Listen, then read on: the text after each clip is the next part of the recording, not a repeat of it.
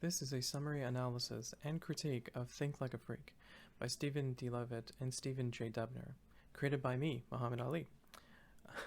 I would like to start off by saying that I am a gigantic fan of all things Freakonomics. I've read and own Freakonomics and Superfreakanomics. I've listened to the podcasts and have watched their TED Talk, many moons ago if I may add. I frequently tell everyone to listen to their podcast. They do phenomenal work in my opinion. I say all this because my presentation should be taken as coming from the heart.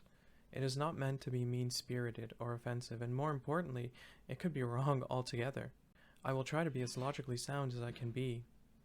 One minor letdown would be that I was hoping for more systematic and mathematical lessons that led to some of the realizations in their earlier works, not just the method, philosophy behind how they operate. Perhaps that may be something they do later. With that out of the way, let's begin. Slide 2. Summary and theme of Think Like a Freak. In short, a freak sees the importance of objective, unbiased reasoning and develops an understanding of their world around that objective reasoning. On the main theme.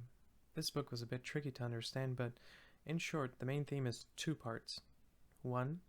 It is expository in that it teaches a methodology on how to think, and 2, it is philosophical in that it teaches why you are obligated to think in that way. It does this through giving examples of historic and current events that were wrongly judged as being correct in their assessment and solution, and most importantly, were based on a moral compass. It then balances out the poor judgments with the correct ones that were based on an objective look at a given circumstance and its data. It was the second part, the philosophical part of the theme, which I had trouble with. That second part of the theme is simply that one should think as an economist, objectively, without bias. Otherwise, there will be negative consequences. I personally would argue that Richard Feynman's The Character of Physical Law, or any book on the history of the scientific revolution, physics, biology, perhaps on the topic of the double helix, etc., would do a better job at relaying that message of objectivity. You may be able to see the confusion from my perspective now, because in an attempt to do the moral, you must not be moral, which ends up being moral. I therefore had no choice but to make the authors come to terms with themselves, more than halfway into the book if I may add, by making it clear that those referenced as moral are the dataless antagonists, and the data-driven are the protagonists, the economists. This is how I view the book now, good versus evil, with clear methods and reasons on how to be good. Of course, it does not state why it is important to be good or what good is. It assumes that what the authors see as good is good. Slide 3. My only critique of the main theme is that the authors are saying that the best way to effect positive change for yourself and others through data and math is to separate your humanity from yourself, others, and the data. This seems somewhat wrong inherently, given that the underlying tone of the book is that humans are motivated by their own gain, rather than the gain for other humans, and that they will justify their actions under the guise of morality, in order to gain more even if others gain less or lose, for example.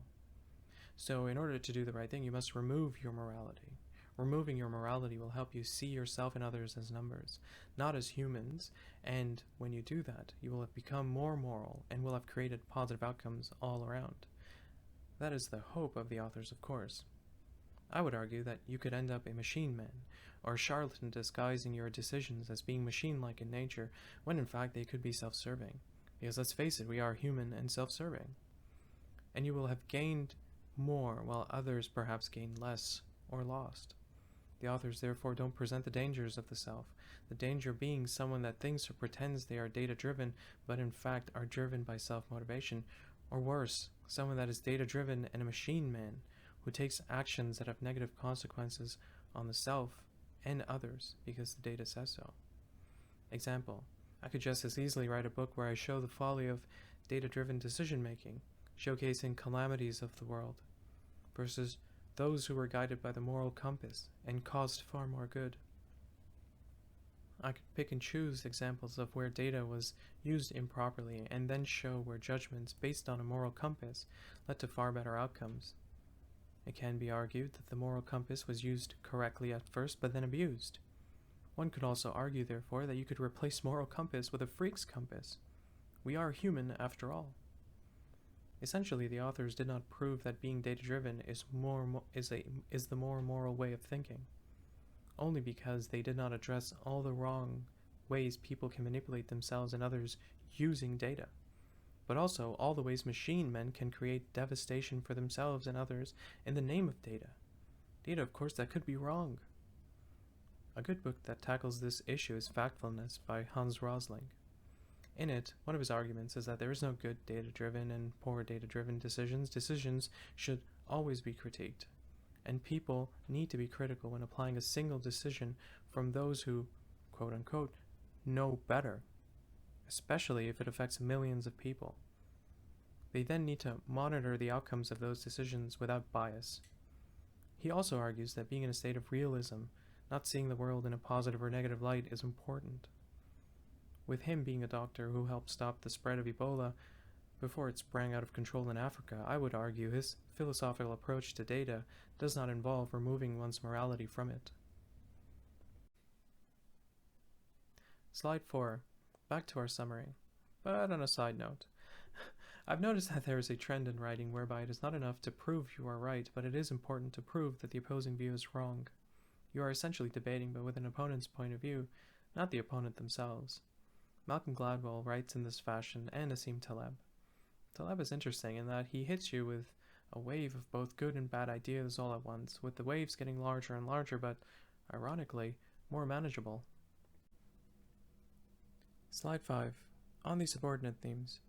Chapters within the book are written in a storytelling manner of good versus evil, through a meeting of objections form of arguing, whereby the bad ideas taken straight out of history are presented first, with the good ideas coming in afterwards to save the day. Chapters outline wrong but moral ways of doing something, contrasting that with the right and more moral way of doing something. In short, don't be afraid to think about issues. Don't be afraid of not knowing a solution to an issue. Don't be afraid of asking different questions in pursuit of answers to those issues. Always try and find the root cause of problems to those issues. All of this is difficult, so have fun and loosen up. Get comfortable. It's going to be a long ride. This is a personal take of mine and is one of the steps that John Danaher lays out in the Steps to Brazilian Jiu-Jitsu. Understand that incentives cause actions. So what are the incentives required to solve the issue? If you've exhausted all incentives when trying to motivate people, tricking them may be your only option. Once you've found your solution, you must try to persuade others. If you end up swearing and calling names, perhaps you did not want to persuade them in the first place. Quitting is an option. If you cannot change minds, if the infrastructure to support your solutions is not there, just quit. There's no benefit to your health if the outcome is not going to manifest before you've exhausted everything you have, even your future. But do remember that sometimes you cannot quit. It is not an option, but that rarely happens. So always know the true cause and effect of an issue, and its solutions, so you can determine the future similar outcomes. Slide 6, Chapter 1. Don't be afraid to think, even for an hour at a time. Be fascinated. Understand that questions are hard to create and answer. They will likely never come to you. You must look for them. Complicated does not mean creative, since the most creative of questions and solutions are oftentimes the most simple. On a personal note, it is perhaps equivalent to an Earth-centric rather than a Sun-centric solar system. You know that out of hundreds of questions, you'll find maybe a handful that are good enough to pursue, and of those pursued, a less than handful will be interesting and worth seeing to their end. Don't assume that following the herd will always be good for you, but also be prepared for a herd of haters when you don't. A moral compass should be seen as a wolf in sheep's clothing, in that human beings oftentimes say one thing but do or are another in order to be part of the herd, but also a significant part. But if you have data as your compass, you will be immune to the herd and its effects on you, and therefore less likely to run off a cliff like a buffalo. Slide 7. Chapter 2. There's no answer to find if you already have it. You must admit that you do not know. If you are made to feel bad about that, then take comfort in knowing that at least you will be seen as honest, which may be more important.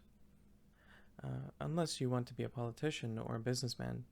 The book does report on studies conducted that show that kids who bluff succeed in those areas more so. What we need to know is cause, effect, outcome, so that we may predict when and if something will happen again, given a particular cause. Incentive. There are many who bluff and say they can predict and understand the causes of things. The best way to stop these kinds of folks is to charge them for all their failed predictions. On a side note, this is my opinion now. I feel that in our modern, positive, hive-mind thinking society, negative thoughts, such as bad decisions that cause catastrophic outcomes, are ignored in favor of more positive and magical thoughts, which is why some bluffers can just find new groups of people to mislead, and once misled, go on to find another group. How do you prevent from being misled? Say, I don't know, and start. Use the scientific method to find your answers. There are two methods. One is observing what happens in nature, whereby you study an event that happened, something that would never be approved in any country, like a volcano eruption perhaps, by analyzing its effects and then trying to understand its causes. Know that cause and effect is extremely difficult to uncover with humans, and if cause and effect is difficult, then you can imagine how difficult predictions can be. On a side note, another opinion now, it is peculiar that discovering our humanity is more complex than discovering gravity, revolution of planets, the speed of light, etc., even if they use the same method of research. The other types of experiments are not natural and are done in either a field, for example, studying the effects of one form of marketing on a random group to another form on a different group, or in a lab, creating conditions in a lab and studying the effects on subjects inside the lab. The lab can be replicated anywhere in the world, but the downside is subjects react differently when they know they are being watched. The best analysis is done on natural events. If you cannot find natural events to study, mainly because those are the hardest to find, the next best are field experiments that are randomized by way of subjects and fields. Randomization is the golden standard of science. Lab experiments are the last best, but are important regardless. Slide 8, Chapter 3. The reason you and others don't know the answers to a particular question is that no one has asked the right question, because no one is brave enough to say, I don't know, Chapter 2. But also, is that the right question? Chapter 3. How do you frame your questions to problems? Do you look at the problems through different points of view, or do you let the herd decide what to view, and how to ask questions based on their view? Try not to let the herd frame your question by making you see things a particular way. The noise is usually the viewpoint of the herd. Don't let the herd tell you the problem cannot be solved, or that the solutions will have limits, or is too complex. It becomes harder to solve problems that you believe cannot be solved, or solved correctly. Ask questions differently around the subject matter. On a side note, while reading Richard Feynman's The Character of Physical Law, this idea of asking the right question is discussed in more depth, rather than how it is discussed in this book with more breadth, whereby Feynman states that meticulous research is required to arrive at a truth, and if something were discovered, it would lead to more discoveries because the truth cannot be disproven. It can only have conditions that bend it. Where they bend are the new discoveries. But of course, no discovery is possible without meticulous analysis of events that help us see causes and allow us to make predictions of future events, such as the next full moon. In all cases, analysis before and after an event is paramount. Slide 9, Chapter 4. You must find the root cause and attack it. The problem will likely require more effort to correct than the quote-unquote obvious cause, but at least you'll be fighting the right battle. Root causes can be centuries old, so a historic perspective is required, not just data. Once historic events are unearthed, data can provide proofs of outcome and how they will continue to happen. These centuries-old traditions are gut hunches and are hard to overwhelm with proof. On a side note, this is my personal opinion, Hans Rosling in Factfulness shows how sometimes data can mislead if incorrectly applied, and do more harm than tradition ever could, causing more deaths, for example, such as the death of babies. This perhaps may be the reason that people are reluctant to discard tradition for the new and shiny. So how do you undo tradition? Experiment on yourself. If you are unwilling to abide by your findings and beliefs, don't expect others to. Another personal opinion, Nassim Taleb has mentioned this many times as having skin in the game. Slide 10. Excursion. Critique of Chapter 4. There is an issue that I have with this chapter, not only as a Muslim living in the West and as someone that values security of information, but more importantly, as someone that was inspired by Levitt and Dubner. I, as a Muslim, fear terrorist attacks in the West. I also fear being imprisoned in Guantanamo without due process. I'm not an Afghani or an Iraqi, but I'm certain the civilians there care dearly about their families and care about their well-being. Constantly, may I add, given the number of terrorists there, who are no doubt created with every bomb that is dropped on their family. It is a vicious cycle, and the root cause of it is clearly Western intervention in the name of freedom and democracy and women's rights, etc., etc. Not sure how free women who are bombed to charcoal are, but I digress. 9/11 was a tragedy, but the idea that Muslims around the world had to pay the price was troubling. What ended up happening instead was a mass surveillance state that everyone thought was monitoring only Muslims. Snowden put an end to that myth and was effectively exiled for it. Yet in Chapter 7 the authors go about justifying the trick they pulled on potential terrorists in the West by making them sign up for life insurance through banks. Of course, these are terrorists that they'd referred to as educated revolutionaries on steroids in their earlier works. Not sure if educated individuals will fall for it, but I'm certain many people that would never have considered getting life insurance through a bank would have considered it in order to get the NSA off their backs without questioning the fact that their private information was being mishandled by the one institution that was required to protect it, more so than perhaps any other. Furthermore, because this tact was only designed for Muslims, and no other kind of terrorist, you potentially had racial profiling and xenophobic behavior at banks that were trying to do the more moral.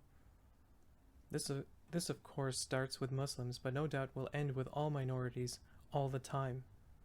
You are basically asking the people to tell on each other, the way non-Muslims in Sarajevo outed Muslims perhaps. Ron Paul too wrote that it is strange that you can't go to a grocery store without thinking that someone is after you, and that you must watch out for everyone, and not be friendly to anyone. This can't be good for a population that needs to do the job of law enforcement because they cannot depend on a legal system that can stop, apprehend, and judge a criminal and or terrorist. There are really only positive outcomes for the authors and banks in this instance, since the authors will be seen as heroic for putting up with so much disdain from their audience, who was assuming that they were helping the terrorists, and the banks who now are seen as looking out for the greater good even after 2007-2008, and also offering life insurance, free advertising. The downside, of course, is that journalists like Julian Assange, Chelsea Manning, and Edward Snowden are still public enemies, and the readers and consumers of Levitt and Dubner perhaps will feel betrayed twice, and having no recourse out of fear of being pushed out the herd. But the most disturbing of outcomes could be that other terrorists of different backgrounds from those of Muslim could learn from this book and work out another scheme to become undetectable if an attempt is made by the Levitt and Dubners of the world. I feel that chapters 4 and 7 justify more moral behavior, even if it is perhaps the least moral, compass-wise. Slide 11. Back to the book. Chapter 5. Think like a child. Think like a child explores intent of analysis. What is the purpose really of the investigation? Is it truly trying to find the right answer, or is it intended to push a bias of some kind? Thinking like a child is having no bias and just being fascinated and having fun trying to figure out what is happening, how it is happening, and how it will happen again, if at all. So enjoy the data and enjoy the process and continue pushing forward with more ideas. The chapter also recommends exploring smaller ideas because 1. Smaller problems are often ignored and are new territory for true learning without bias. 2. Big problems are just entangled smaller problems, a giant puzzle, so solving a small piece could kickstart a new understanding. 3. Affecting change on a smaller problem is much easier than a large problem. And 4. Big problems are usually theoretical, but smaller problems can be easily implemented and monitored because they have smaller, unrelated, untangled outcomes. Slide 12, Chapter 6. People respond to incentives. Every freak knows this. In order to think like a freak, you must master incentives, both monetary — no one works for free, and oftentimes the right amount of money, usually a lot, is required for action to be taken — and non-monetary. There are the right incentives and the right intentioned incentives. The most heinous example provided in the book was about a man who ran over a child only to stop and run the child over again. Because over there you must give one set amount to the family upon death of around $3,000 USD, but if the victim lives, you must take care of a great deal of their medical expenses, along with a compensatory sum. The right financial incentives are important, but you must remember that people are oftentimes self-serving, so perverse financial incentives could have devastating effects.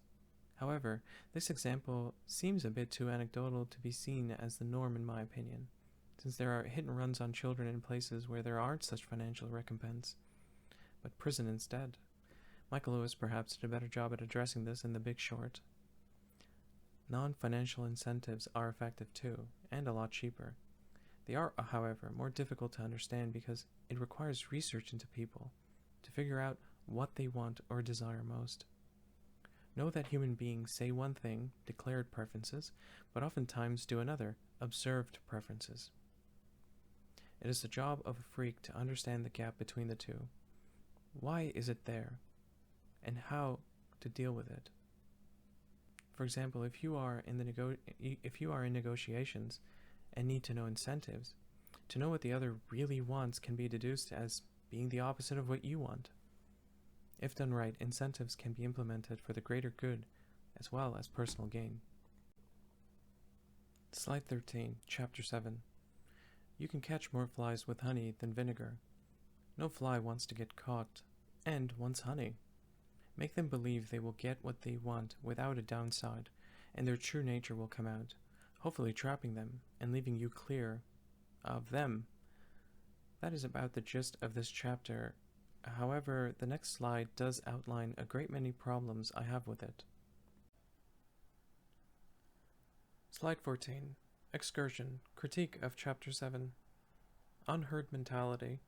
To me, it feels that herd mentality states that when Israel hides weapons in public places, or when some of its soldiers strap crying children to their armored vehicles, it is smart, or has a few bad apples.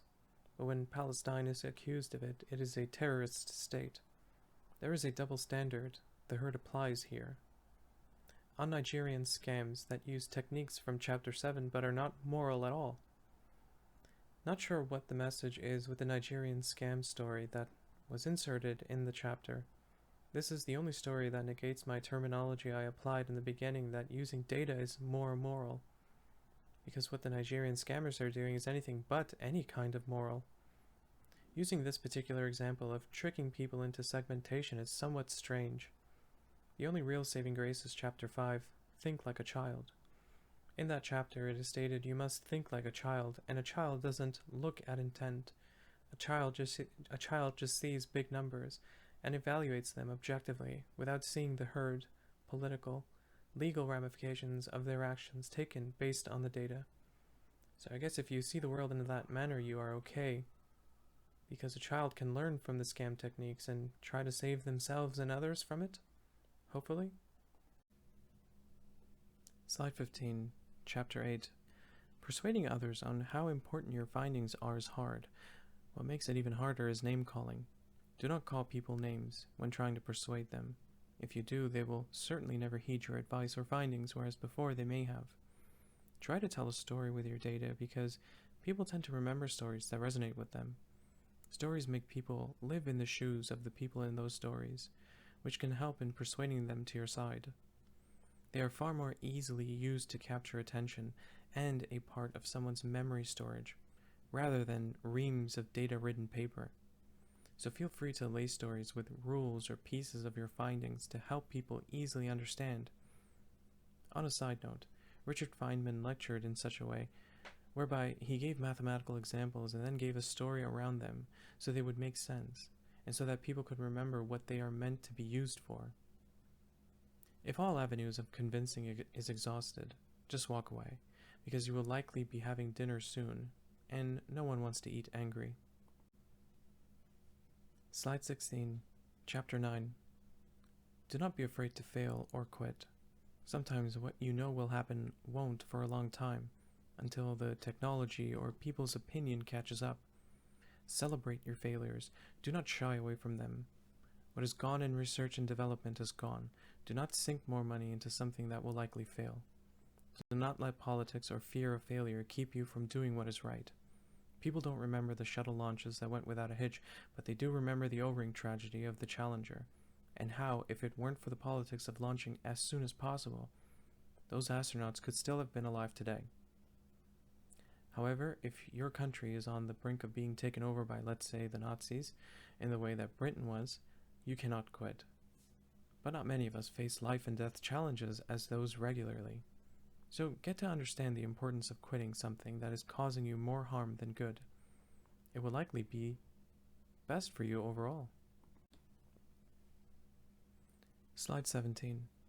Take this book for what it is, a book on the importance of objective, unbiased reasoning.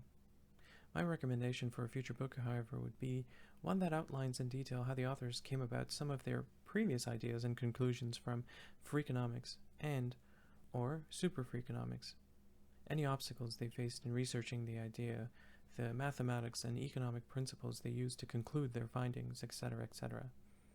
By exploring multiple stories per chapter, this book kind of seemed like the B-side of their anthology, a book on the ideas that didn't make the cut. Also, perhaps delving into their previous works and explaining how their ideas and conclusions were arrived at would have been a far more bite-sized undertaking, rather than exploration, in breadth may I add, of the philosophy of their methodology through history and reasoning. It would have been virgin territory in a sense. I would recommend you read this book. It's really fun and informative. And finally, thank you.